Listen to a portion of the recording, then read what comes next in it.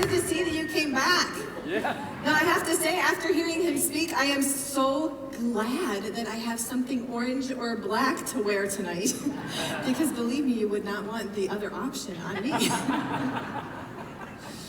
Oh, well, we were in Michigan for a long time, and we owned our dream house there. It was on a lake, and we had 180 acres. I'm sorry, I don't know what that translates into kilometers, but it's a lot of land.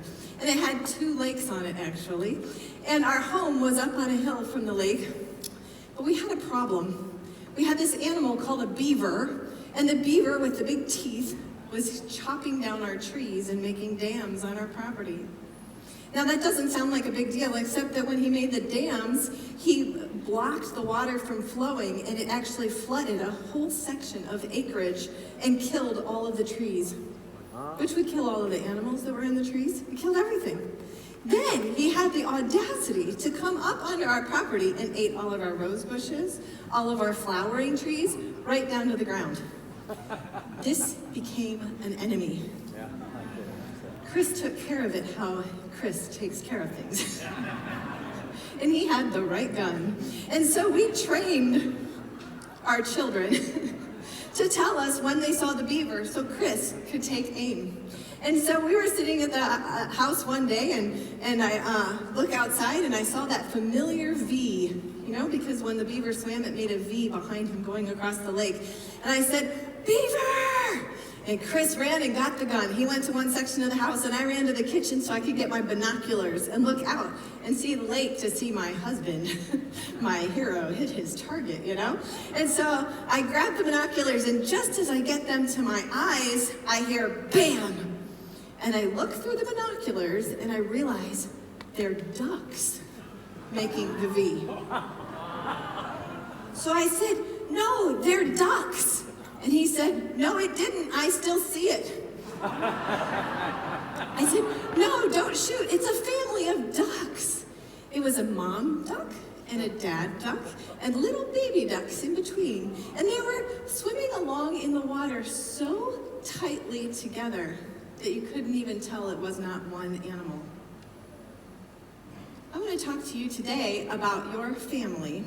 I'm wondering if I were to look at your family unit, your marriage, your children, your relationships, would I be able to look at them as one unit? If shots came your way, would you jump to the same direction, or would you split up and run? I was so impressed that these ducks stayed together. You know what? I've often said that my priorities in life are faith first, family, health, and then finances. But sometimes we get that out of whack, especially in a business when we're goal-oriented and running after things so hard. It can come to the point where it feels like family is just kind of set aside and put behind everything else as priorities. So I wanted to make a pact with you in this room that if people were to look at our lives, that they would see that family is a priority. You know, there's a principle in engineering. I went to engineering school, and I remember we'd learn that force is mass times acceleration. And you could drop a ball, and I would tell you how fast it was going. But they would always say, when you're figuring that out, let's neglect the friction. In relationships, you cannot neglect the friction. It makes a big difference, the friction. I remember one night particularly frictional in our marriage when we were kind of at each other. You know, I know that never happens to any of you, but we were kind of fighting. And an analogy came out of that fight that we have lived with for decades now. And it was the analogy of rowing a boat together. You see, back in my young days, I used to be in Girl Scouts, and we would have races in canoes. And a canoe was the long boat, and you'd put one person in the front rowing and one person in the back rowing, and you each had an oar, and you would paddle and paddle. But the person in the front and the person in the back had different roles. The one in the front, our secret. If you're ever in a canoe race, this works really well for 9-year-old girls, okay? The one in the front just rowed as hard as she could. And the one in the back steered. So if the boat was going to turn left, he would paddle hard on the right to make it go to the left. If the boat was going to turn right, he'd paddle on the left. If you really needed a hard one, then we would both back paddle so that the boat would turn almost on a dime, like 90-degree turn, when we both paddled and dug in and did it deeply. I feel like the business is very similar. I wanted to talk to you about some principles of marriage that have worked so wonderfully for us. First principle from our boat analogy is to understand that under everything, you are in the boat no matter what happens. You're in the boat no matter what happens. When was the last time that you told your spouse, for better or for worse, I'm with you? Was it on your wedding day? Because I think some of us live that way. I told her then, she should still know it now. Communication is key. In a world that there's 50% of marriages are ending in divorce, I think communication is pretty important. But I'm telling you, affirm that you are in the boat no matter what. The big D word, divorce, does not come up in our house. It's not a threat ever, because we're in the same boat. If our boat does great and it goes fast in the right direction, we're there together. If the boat is rocking and really having a hard time, we're in that together. Number 2 of my principles is row your side of the boat. There's something called a draft horse that they have used for decades or centuries to pull farm equipment. Even a plow can be pulled by a draft horse. Now, whenever they put some weight in the back of the draft horse and he's towing it, he can tow up to 8,000 pounds. That's a lot of weight. So how much do you think that 2 draft horses could tow if they were hooked together and put behind them into the wagon? How much do you think 2 horses could tow? 16,000 pounds, right? If one can do 8,000, then 2 should be able to do 16,000. No. They've measured it, and 2 can do 24,000. They can do 3 times as much the work when 2 of them are working together. I would hold that married couples in this business can do the same thing, because we relate to different people. I'm a different person than my husband. I can relate to this many people, and he can relate to some of those same people, but he can relate to this many people. So together, we have a range of people that we relate to that is much greater than just 2. It's multiple. Women can do more when they feel like the men are rowing. And I'll tell you this, men can do more when they feel like the women are rowing. Now, I could dance around this all night and say like, well, my job is this and his job is that. That's not the point of my talk, and I hope that you don't take it that way. Please don't take anything I say as offensive. I'm not intending to offend anybody, but I also don't want to dance around it. I want to tell you, I want you to figure out what works best for you and your business, and then put your oar in the water and row as fast as you can in the same direction. Number 3, people in your boat, that would be your spouse, in case you haven't figured out that we're in a boat rowing down the river together. People in your boat are not trying to sink your boat. That kind of seems obvious, doesn't it? But it wasn't obvious. I can remember fights that we would have, and my pride was so in the way. Now, I don't know about you, but we never fought before a business together. And sometimes I thought, this business is making us fight. Yep, it's all the business's fault. If we got rid of the business, we'd get rid of the fights. And you know what? We'd get rid of the goals. We'd get rid of the dreams. We'd get rid of where we were headed together, and we would get rid of the most awesome marriage that you have ever heard of. Because we're in this together. And I'm so grateful that we made it through those times. But during those fights, I can remember feeling like, yeah, he just wants me to look dumb. He wants me to do this and that and the other, and he's not wanting me to look good. Or I think he's doing all this because he wants that car, or that motorcycle, or that house, or that plane, and he's leaving me behind. Ladies, I don't know if you've ever felt left behind. It doesn't feel good. But there's absolutely no reason that my husband would want to sink our boat. If you have a mentality that somebody in your boat, whether it's on your team, in your house, wherever, is trying to sink your boat or isn't on the same team as you, I cannot help you until you fix it, that their motivation is pure. The motivation of somebody else is up to them, and it's a mind switch that only you can switch to help them see that you are in the same boat as they are. Number 4, determine what is on your side of the boat, and then row hard. You know, the Bible says you should never go to bed angry, so we don't. We stay up all night and fight. Or at least we have sometimes, unfortunately. And I sound like we fight a lot. We really don't. We have great discussions on where we're headed. And I'll just tell you that we laid it all out in the hotel room that night. Why do I say hotel room? Because of course it was at a meeting, it was at a convention where we were traveling together and talking about our dreams together and doing all these things, right? So of course it happened there. And I found out during that little discussion that I was unintentionally smacking his oar. He was trying to row and I was smacking it because I was trying to row in the exact same spot. I wanted to do that. Well, how come I can't say that? How come I want to learn that? I was reading all the same books, doing all the same actions, just hitting his oar constantly. And he was kind of offended. And basically, he happened to be steering our boat at the time. And so finally I said, okay, fine. If that's the way you want it, if I'm hurting you so much by asking why we're doing something, that's all I was doing, was asking why. Anybody ever done that and the other person's offended? It's what happened. And I said, why are we doing that? And he was offended. And he said, listen, let's do it this way. I actually said, if I could be the best business partner to you, what would you want me to do? And he said something that changed our business forever. And it was not what I wanted to hear. He said, and this is not true for everybody, this is something for you guys to have the discussion of at 3 o'clock in the morning. He said, I would love if you led the ladies the way I lead the men. What? I was such a tomboy, I would even fast forward through ladies that were speaking because I didn't relate to them. I didn't want to hear what they had to say. I wanted to hit the goals. I wanted to get our dreams. I wanted to run forward, and I didn't understand why I would have to do anything with ladies. And that is where Terri Brady gave up my tomboy and decided I would learn how to be a girlfriend. That is tough. That was very tough for me. I related more, I hung out more with girls. I played in a jazz band with guys. I played in a jazz band with all guys. I worked as an engineer with all guys. I grew up with all brothers. Don't tell me I have to talk about shoes.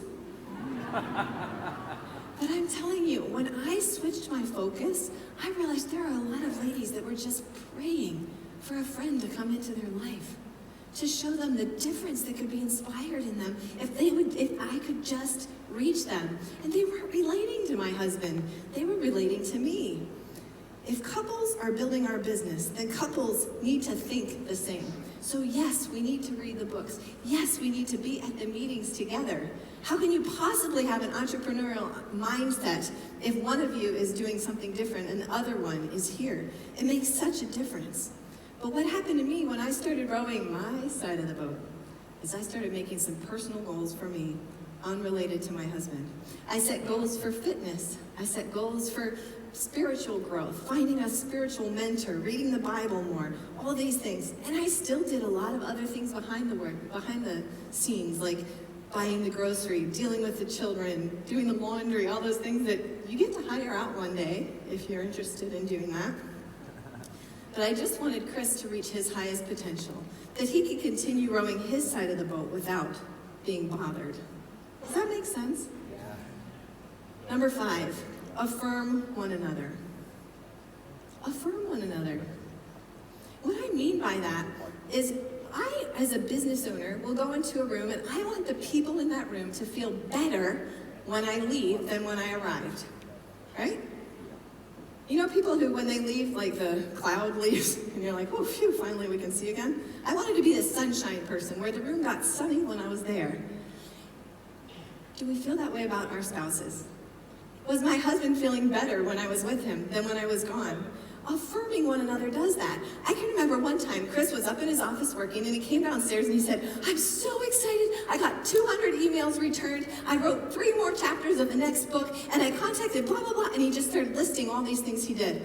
And I wanted to cry.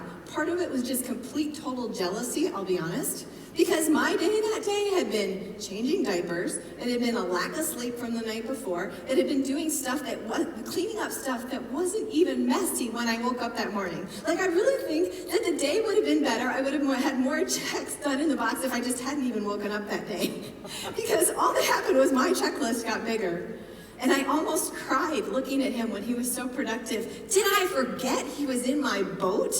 That he was still rowing our boat together? And just when I was feeling so sorry for myself, you know what my husband did? He affirmed me. He said, babe, I want to tell you how much I appreciate all you're doing for our kids. He said, we would not have the four most amazing kids if it weren't for you and all the work that you put into this. Never take your job lightly. Never take it lightly that these books would not be written if it weren't for you building me up and making me feel like you make me feel. Ladies, affirmation matters. Men, affirmation matters.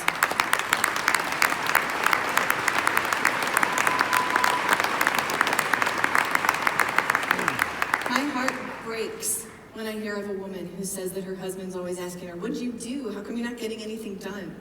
Does he not realize she's in her boat? Now here's the thing, there's no blaming if you're affirming. If there's problems going on and 80% of the problems are his and only 20% are yours, then you focus on your 20% to work on getting those done. Every time you put down your oar and start looking on his side of the boat to correct what he's doing or how he's rowing or in what direction he's going, you've just put down your oar, right? So focus on your 20%. Chris doesn't need my advice. Chris needs my belief. If he doesn't feel my belief, how's he going to believe in himself?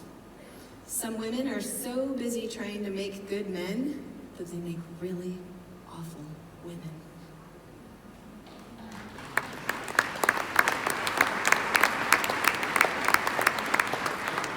Shooting the rower does not make the boat go faster. I encourage you just to row together. Row in the same direction together. I'll tell you that Chris and I, we row together. We have bounced off rocks together.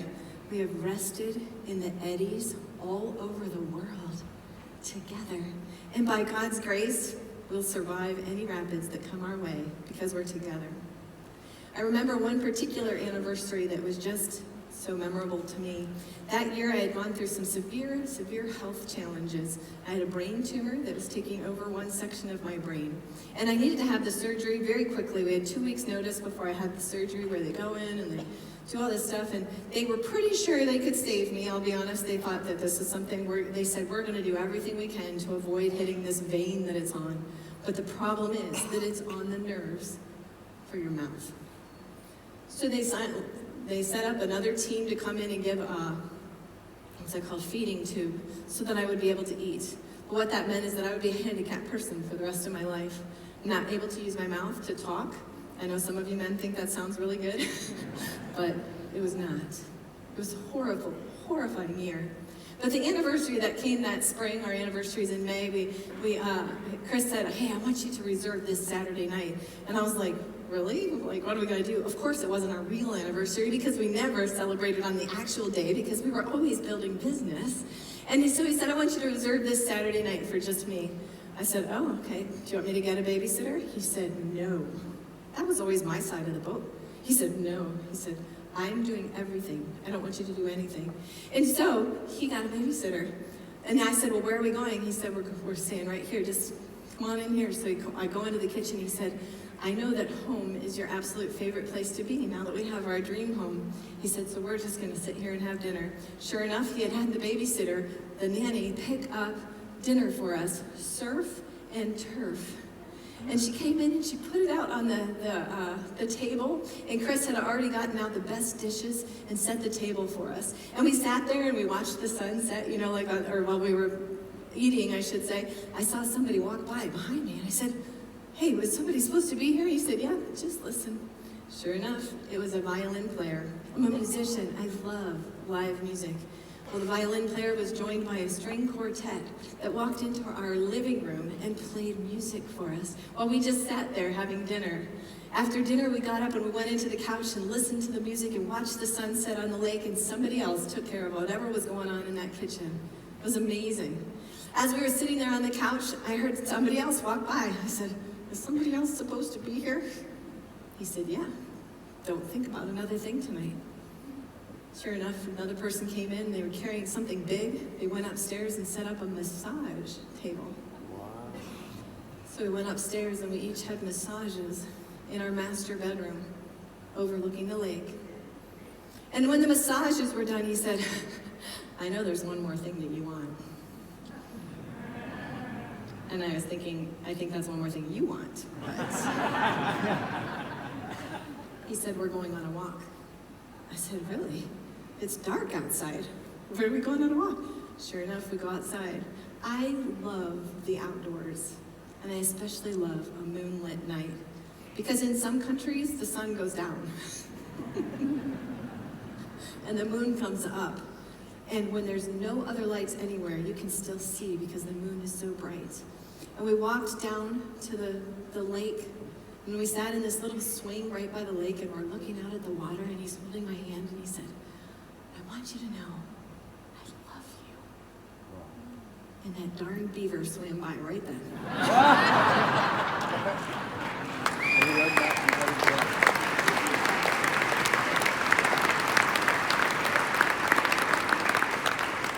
And I said, babe, thank you so much for such a memorable night. I said, I kind of don't understand. I mean, we've had a lot of anniversaries. What made this one so special that you would do all this for me? And he said, honey, we've been through so much. We've had one of the worst years of our lives with your health, with things going bad over in this direction. He said, I just want you to remember what I cherish, and it's our marriage. I hope you cherish your marriage. Here's Chris.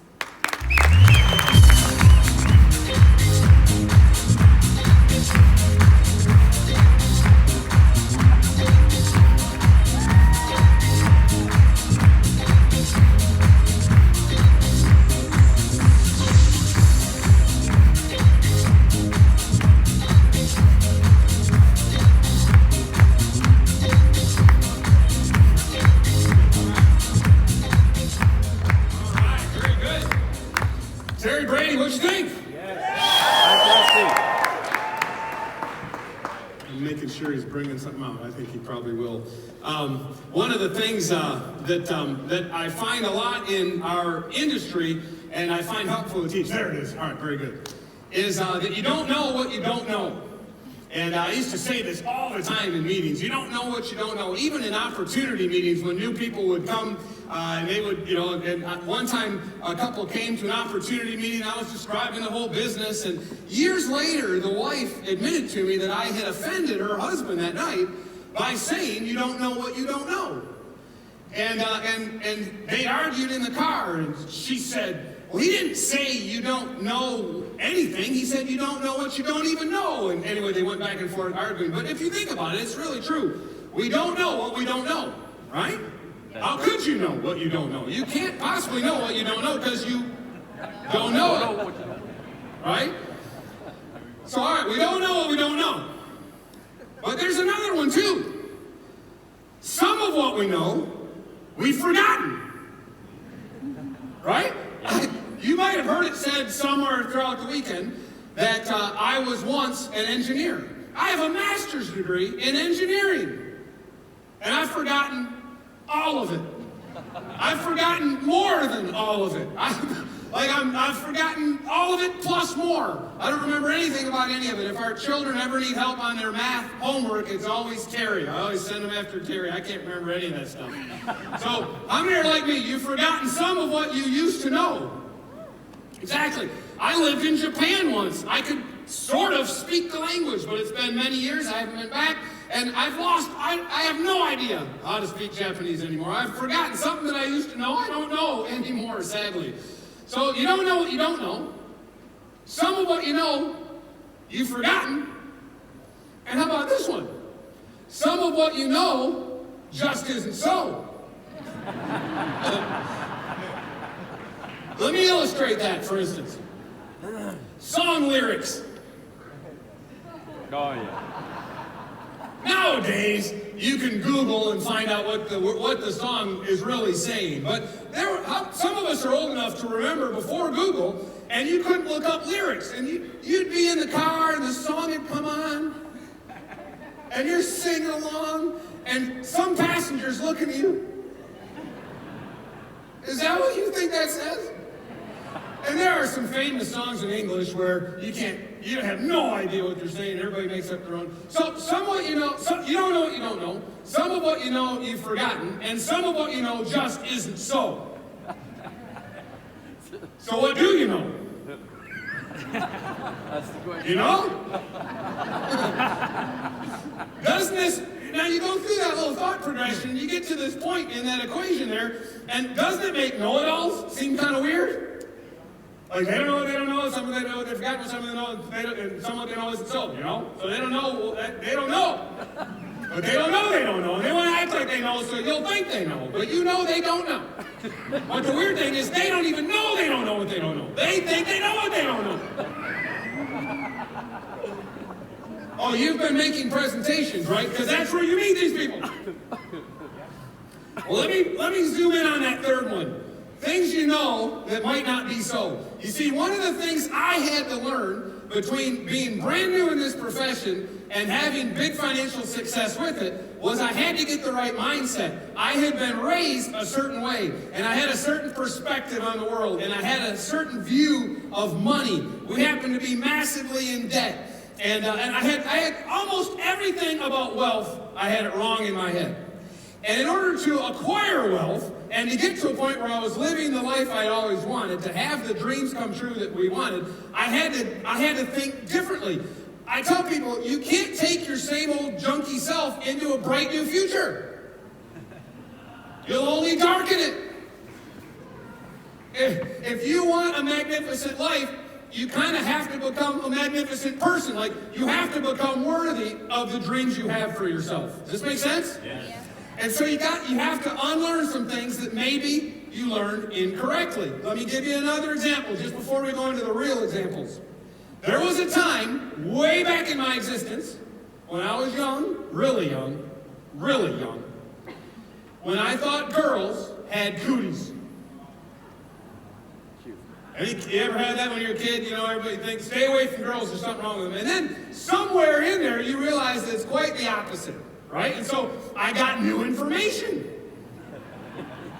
And I changed my thinking. I realized that girls were quite wonderful. And then I found one that was really wonderful.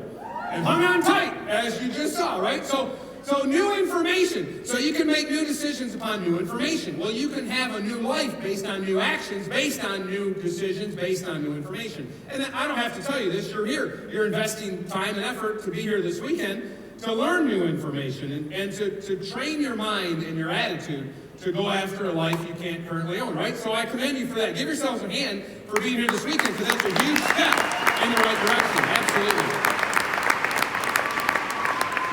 But what is it about business and about money and all these things that we don't know? Because there's something called a knowledge bias. And the knowledge bias is where, and you've seen this, where people passionately hold on to an opinion they have for the mere reason that they have the opinion.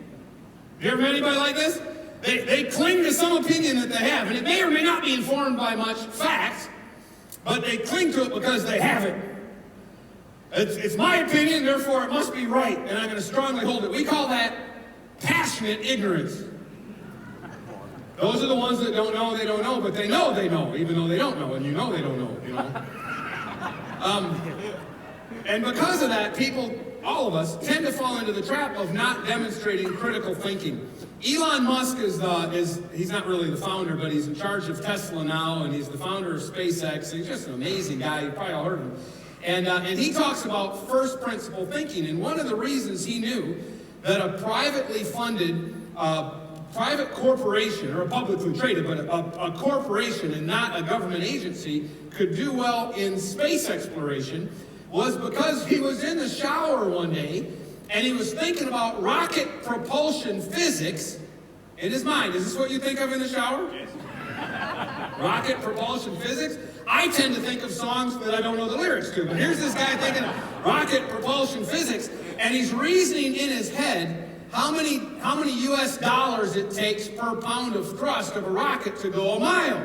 And he's thinking about the cost that NASA, the American Space Agency, spends on a rocket, and he realized that private industry could do it better than a government, just financially speaking. And he was in his 20s when he had this thought, And based on that first principle thinking, he went back to first principles of physics, then he built up his entire concept of a private company that could do space exploration. And he's off, sky's the limit now. And so first principles, Henry Ford said that thinking is the hardest work there is. That's why so few people engage in it. And so first principle thinking is very important. And whenever I'm confused by something, whenever I'm thrown by something, whenever I don't quite know how to respond to something, I try to remember Elon Musk and those types, and I try to go back to first principle thinking, even though I've forgotten all my engineering. And I heard something several years ago from someone who was in a position to regulate our profession. And this lady said the following statement. She said, "It can't be a legitimate business because 80% of the people aren't making any money." Now, you've heard stuff like that before. But when that lady said it in that way, it really bothered me. It was like someone saying the world is flat, when I know the world is not flat. It would be like saying my wife is a giraffe, when I know she's not a giraffe. But it's so basic, so fundamentally wrong that I had trouble figuring out how to refute it. Have you ever heard phrases like this? Quit quitting. All you gotta do to succeed is quit quitting. And you're like, how does your brain, if you quit quitting, then you're still quitting. Like, how does your brain, you ever have things that are so basic, they're too basic? That's kind of what this phrase was that this lady said, and it really bothered me that I couldn't quickly and cutely, with humor, undo her wrong thinking. But I knew she wasn't doing critical thinking to say that. And it really bugged me because I'm very proud of our profession. I'm very proud of what this can do in the lives of people. I'm very proud how you can have a lot of fun here, you can make money here, and you can make a difference in people's lives here. I'm very proud of that, and I'm proud of what it does. I'm proud of a group of people like this assembling from all around the world and talking about relationships and contribution and health and making people better and prospering. Like, what is wrong with all that? And someone comes along and they put a sentence like this on it, and it feels intrinsically wrong. It's definitely not right, and I really wanted to refute it. And here's the important point. When it comes to success, especially high-level success, what we think we know sometimes isn't so. Most of us were not raised wealthy. Most of the people that join these types of enterprises are not trust fund babies. You guys have this term, trust fund babies? You know what I'm talking about? People born with a silver or a platinum spoon in their mouth, someone who's wealthy and they don't need to work for their own money. I mean, sometimes one of them squeaks through and they make it in here, but generally those people aren't here. Why are they not here? They're not hungry. That's right. Why else are they not here? Because they're in therapy. Those two reasons. But most of us weren't raised in that type of environment, so probably much of us were raised in broke thinking. We weren't given wealth perspective. We wouldn't be enrolling in businesses and working so hard to become entrepreneurs and learn how to sell and go against the grain this much if we already had it all, if we already had all the money we needed, if we already had all the influence that we desired. And so we got to get the mindset that goes along with the results that we want to have. And most of us don't come pre-wired with that correct mindset. We actually have to find and develop wealth thinking.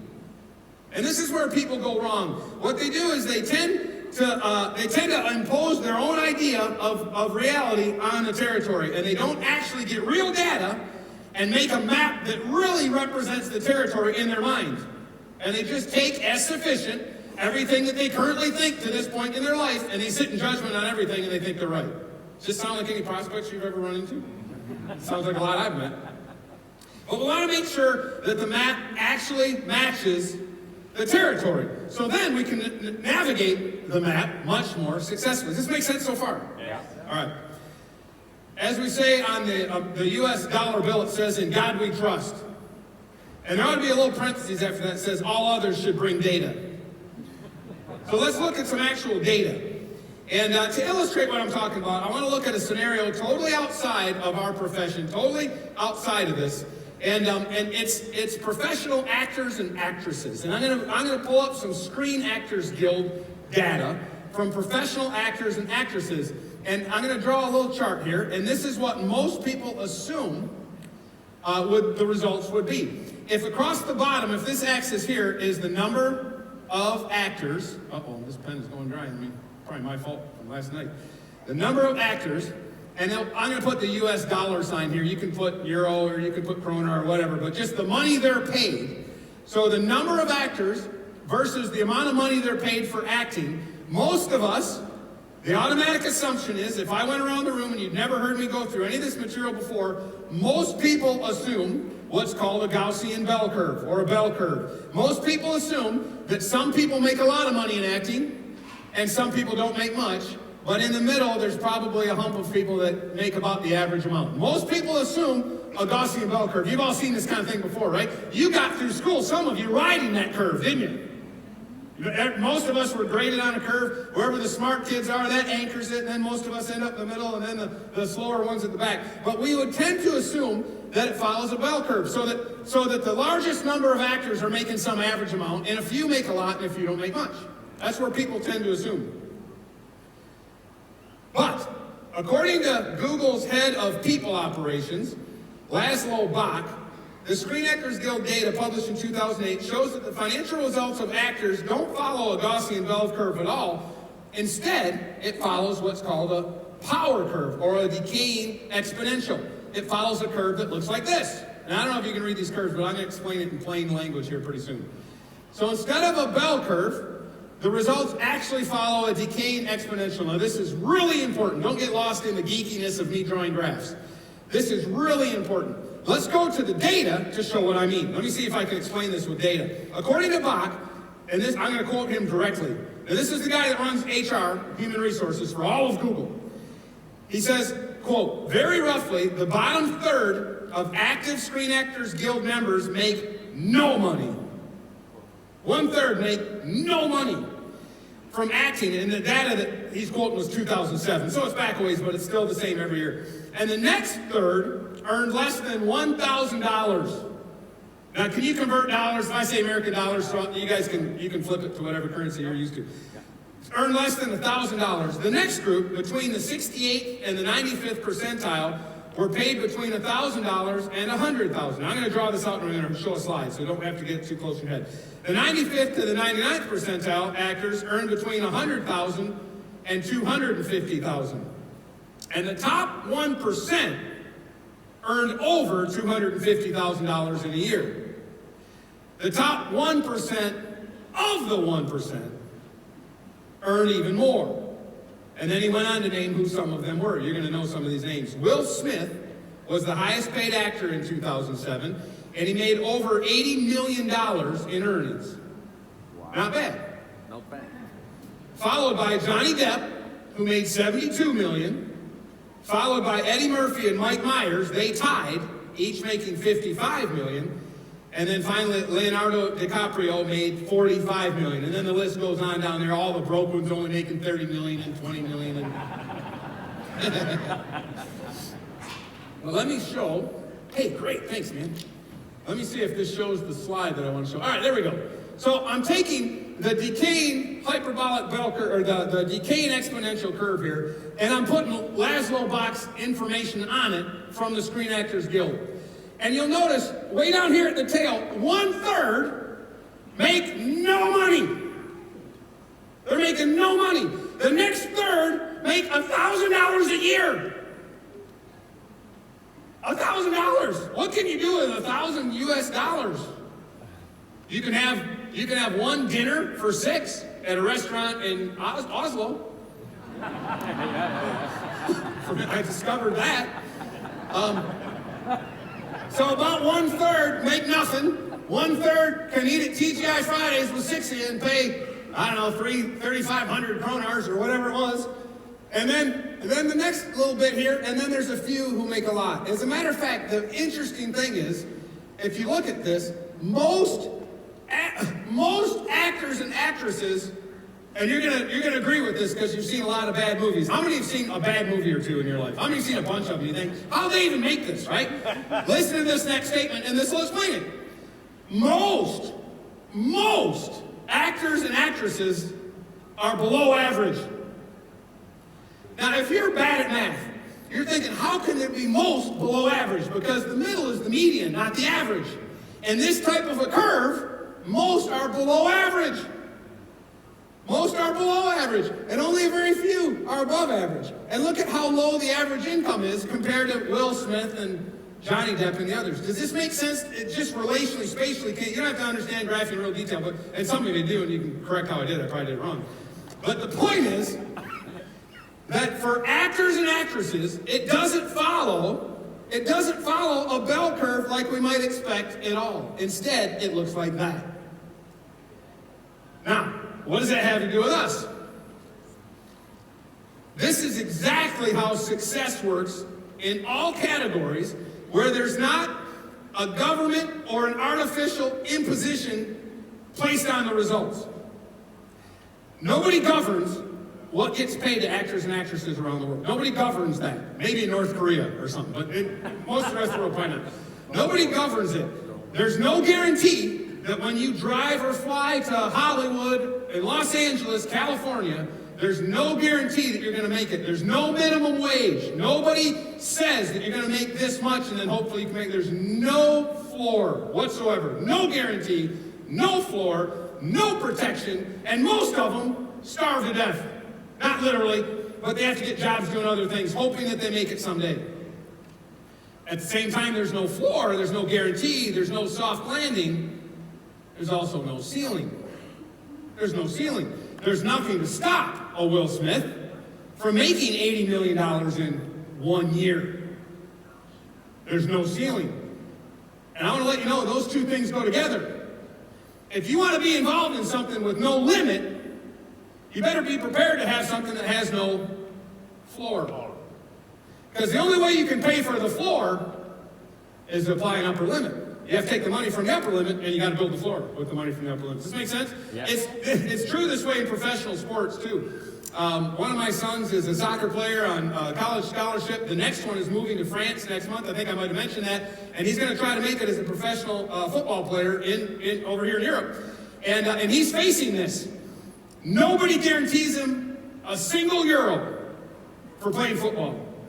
But he's attracted to it because there's no limits on what he could possibly achieve on the other end, too. It's certainly that way with those who launch startup companies. When Elon Musk took over Tesla and tried to make it go, there was no guarantee he wouldn't lose everything he had in it. But yet now there's no limits, apparently, in what the stock price and the value of that company can be on the high end. I noticed a lot of Teslas out there driven by your leaders. I have a Tesla P90D, all black with the black. I love it. Who are the Tesla operators out there? Where you at? All right, very good. You're not as enthusiastic as I would have expected. You should raise your hand in pride. All right. The other thing that works like this is if you're an author of a book, and Terry and I know this one well, there's no guarantee. There's no limit, and you can sell 0 copies if you want. So there's no guarantee. And the interesting thing is, if you look at Zinzino's pay plan, this isn't by design. No company sets it up to work this way with this decaying exponential power curve would be the better word for it. No company sets it up to work that way. Doesn't Zinzino pay like almost right away? As soon as you sell a product, you make money on the sale, don't you? Yes. Yeah. You get 5 or 6 customers, don't you make money on all 5 or 6? Yes. Like right away, right? Yeah. So for the smallest, brand newest person, I met a lady here at the book signing. Oh, by the way, Terry and I have some of our books for sale in there. You guys might want to know that. I met a lady at the book signing, and she's brand new. She said she just got exposed to this within the past month, and she'd never known anything about this kind of industry before, and here she is. Isn't that good for her? That's fantastic. I'm assuming that she can make money her first month, right? Yes. There's nothing to stop her. And then if she's in it 6 months, 18 months, 2 years, 5 years, aren't there pay mechanisms in Zinzino all the way through there? Yeah. There are, aren't there? Yes. And then aren't there some nice ones up at the leaders level? And there's car bonus, right? There's some really sweet ones at the high end too, right? Yeah. So it goes all the way from new to all the way who knows how big, right? Yeah. Then why would it go like this? Why does it behave like that? Because that's how people behave. That's how people behave. Listen, this profession is not really hard to do. This profession is actually just easy not to do. You know what I mean? Most of you probably have jobs, or you own a conventional business of some type. And you do not have the choice. You have to go to that job, don't you? If you expect pay, you have to go. What happens if you stop going? They stop paying. It's a great arrangement. Those of you that own conventional businesses, your customers own you. You have to be there for them. You have to follow up on the delivery of your products. You have to open the storefront, whatever it is that you do. You have to fill teeth and, whatever it is if you're a conventional business owner. In those cases, it's very hard to not do those things. It's very hard to not do your job. You have to go to keep doing it. This is very easy not to do. Oh, you have an upline, but you don't have a boss. You have a dream. You've set some goals, but, if you're tired on Monday night, you stay home and watch reruns of the World Cup soccer matches, who's really going to know? And then the next day, you got a little sniffle, you don't feel so good. And you stay home and just get rested up, curl up with a cover. And the next day, you forgot to make some calls, and so you're going to organize your list that night, sit around and get it all organized and alphabetized. This is very easy not to do. And a job is very hard not to do. So the hardest part of this business is it's pretty easy not to do. And so you have to be self-motivated. You got to understand deeper principles. You got to figure out a goal. You got to get leverage on yourself. All the stuff they're teaching this weekend. That's why those kind of curves happen. That's why that happens. It's because of the behavior of people, not the intent of the company. Our company, too. We have a pay plan that pays them right away and pays them all throughout their journey and all the way up to high. We have it, too. And the interesting thing is, so does every other company in our profession. We're all trying to help people make money at every level. But people resist that. They don't want to. They don't want. They say they want to make money, but by their actions, you can't convict them. How many people on your teams can you convict of being in business? Like if you had to gather evidence on them and take them to court and prove they're in business, it'd be kind of hard. You got the data from when they enrolled. Okay, they signed up on March 7th. But after that, it's a little sketchy. They've never made a sale. Haven't made hardly any sales calls. You know what I'm talking about, right? Yeah. So it's the way people behave that makes that happen.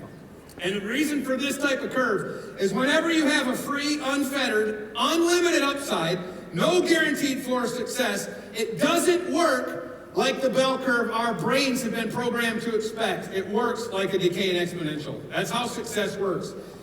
What was wrong with that lady's statement that I couldn't articulate at the time was she was applying bell curve thinking to power curve existence.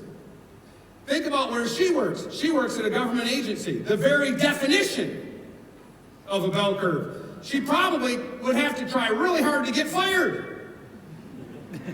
It'd be interesting to find out what she would have to do to actually get fired. And she has no chance of much of a high side, does she? She's not going to get rich working for a government agency. So she's locked in with a guaranteed floor and a restricted ceiling. And they fit them all in between. And so her worldview is a bell curve. And she was imposing her worldview on an entrepreneurial endeavor where you guys are all entirely free to fail. Or succeed. It's up to who? You.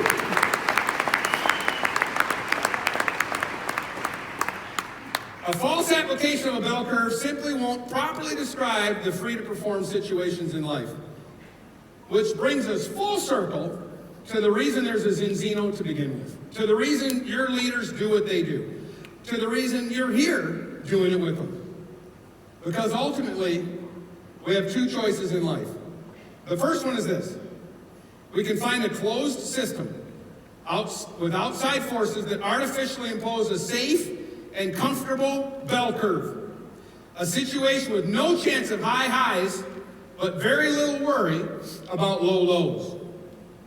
Now, you and I know people that prefer that situation, don't we? You know what we call people that prefer that situation? Customers. That's right. Customers. Those are the people who should consume your products and be healthier and live a wonderful life doing what they're doing because they're in a situation that matches what they want out of life. They become your customers. They aren't going to be your partners. And if they accidentally enroll as a partner, what do you think they're going to do? Quit. They're going to quit. They're not going to quit quitting. They're going to start quitting. Because they're bell curvers. The second choice is to enter into a power curve situation where there's no upper limits, but there's also no bottom guarantees. And it's up to each individual to choose which one is right for him or her. And you got to just be careful. Don't ever let anybody impose bell curve thinking on your power curve enterprise. Make sense? Yes. And you'll hear it now. You'll hear it when they say things like, what are the odds? When somebody, what are the odds? There are no odds. This is not a gambling table. This is business enterprise. All the odds rest with you. You either make sales and find customers and grow a team, or you don't. There's no odds on that. It's just whether or not you do. But you'll hear them say those kind of things.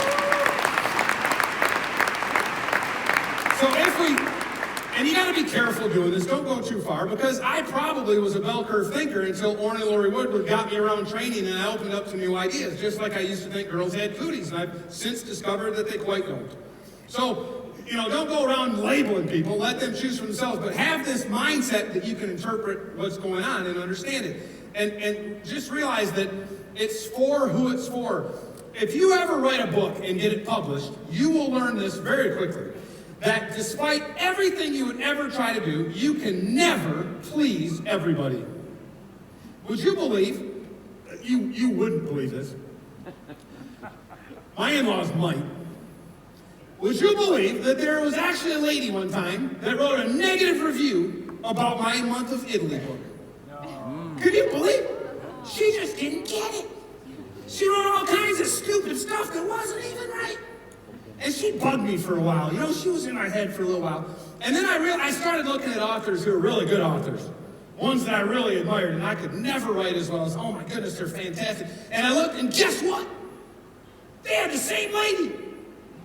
Now, she had a different name, and sometimes she was a guy, but they had the same kind of person taking them to task. As a matter of fact, what I realized by learning from that was, it's for who it's for. And it's not for who it's not for. When I write a book, if someone doesn't like it, it wasn't for that person. It was for the one who was. Does this make sense? Yes, of course.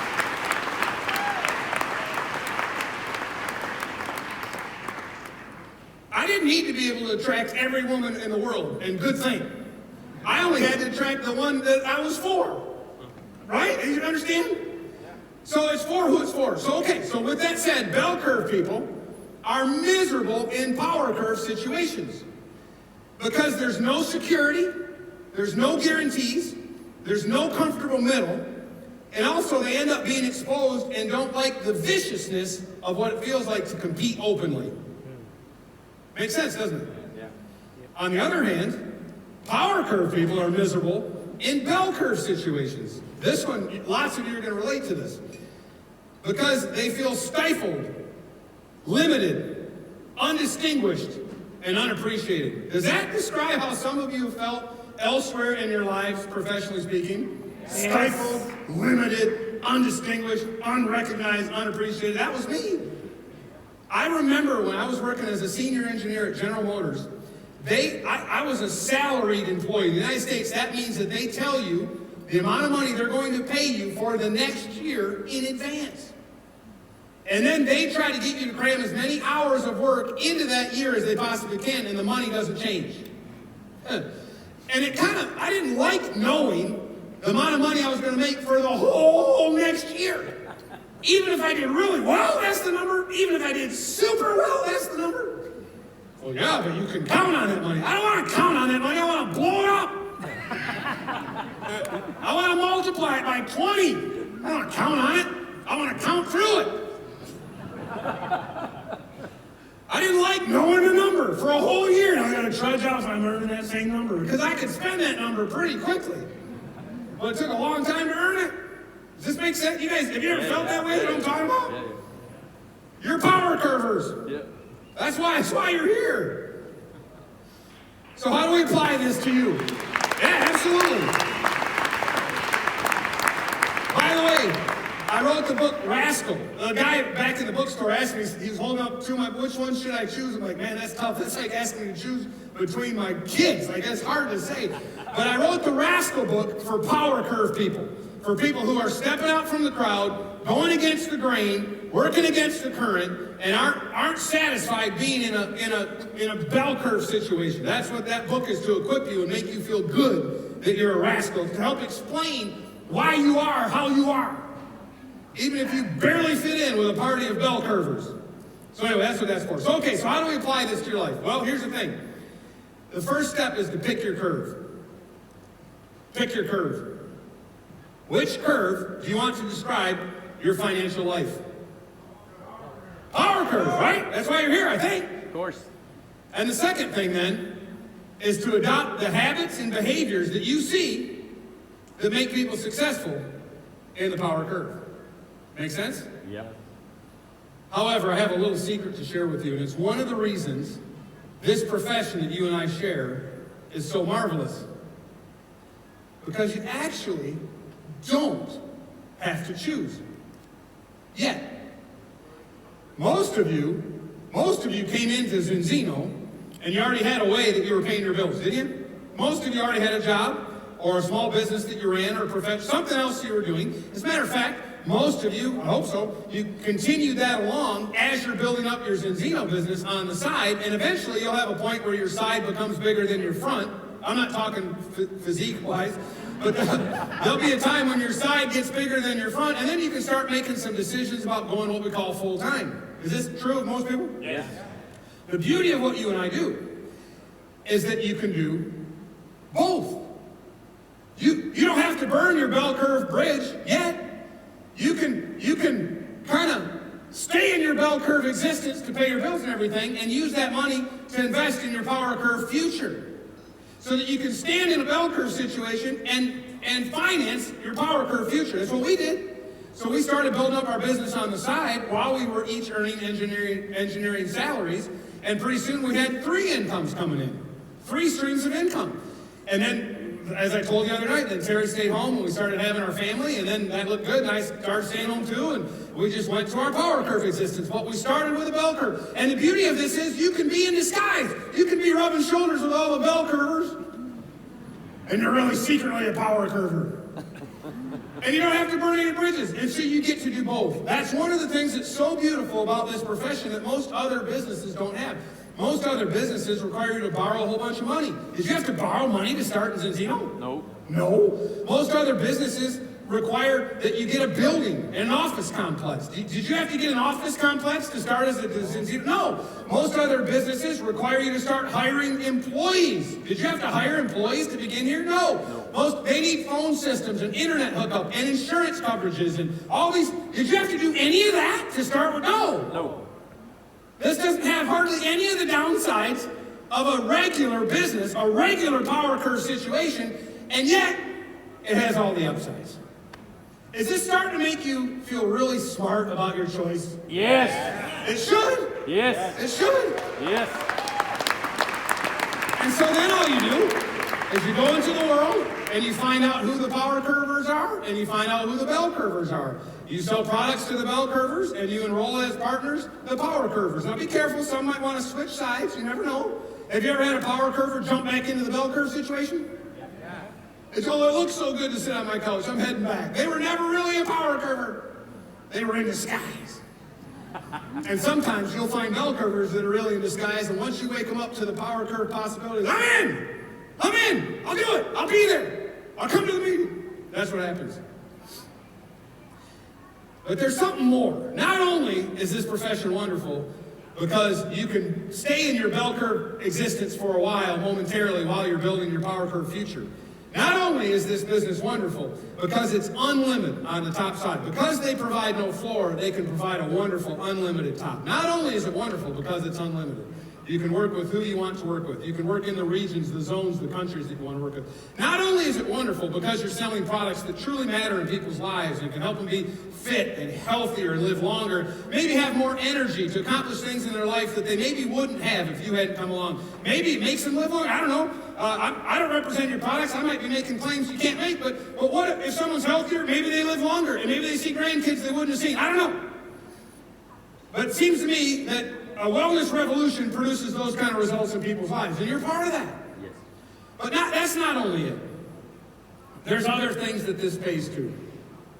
This makes a difference in people's very quality of life. Because you become an example. To succeed in this, you have to get better. You have to do the right things.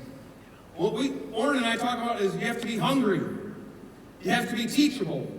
And you have to have integrity. You have to be honest. People will sniff you out. If you're a liar, a cheat, a fast buck artist, if you're a shyster or any of the words you can come up, people will sniff that out. They're not going to follow you. You actually have to become bigger or better to get bigger, to rise higher. And that makes a huge impact in people's lives. I'm going to end with this. There's when Italy, between World War I and World War II, Italy was leaving behind the vestiges of its feudal roots. When it used to have feudalism, where there'd be a nobleman in a castle on a hill, and all the peasants would work on his land and provide food and all this kind of stuff. That system lasted in Italy almost longer than anywhere else in the world. And there's a true story of a young lady. She was 12 years old, and she was growing up in this peasant's home. And her mom died.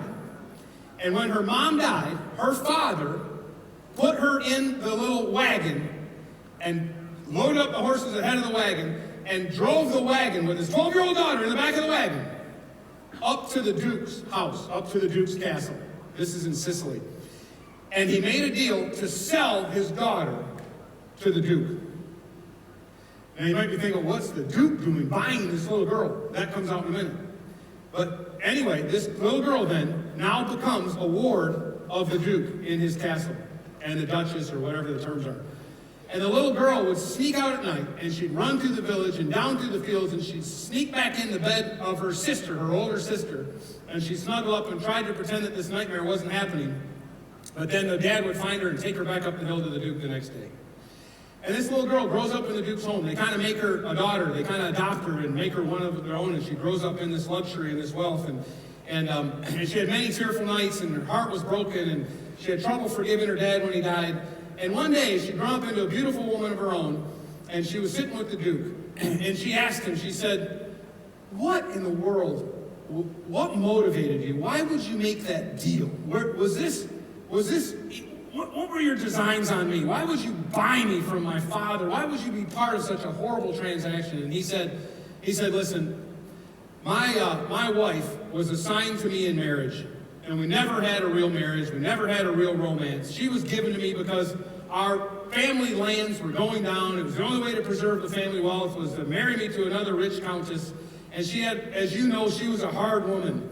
But even her heart broke when a man in his prime would sell us his daughter for a little bit of drinking money. And she decided we would adopt you and raise you as our own, which we did. And then he said, I want to ask you a question. How did you not grow bitter? How did you not become hateful? How did you not get filled up with resentment? Why did you not turn into an ugly creature that hated the world because you'd been so horribly mistreated as a young lady? And she said, oh, it was Signor Bassini. And he said, who's Signor Bassini? And she said, he was just a peasant that had a little fruit stand down at the market in the town on Wednesdays. And I'll never forget, somewhere in those years when I was first here living with you and the Countess, and I had no idea what was going to happen to me, and my heart was still totally broken, I'll never forget seeing Signor Bassini take his peasant wife into his arms and put one hand tenderly on each side of her face in the middle of the public market and kiss her lips passionately, just like in the movies. And she said, at that moment, I decided that I was going to be a Bassini for somebody else. I was going to grow up and let my example inspire others. My dad's way would never be my way.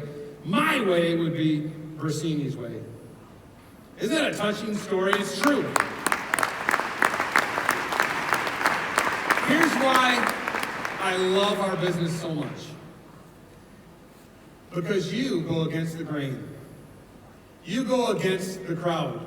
You go against the negative drag that pulls people into lives of mediocrity and complacency and lack of contribution. A world where most people, the universe revolves around them.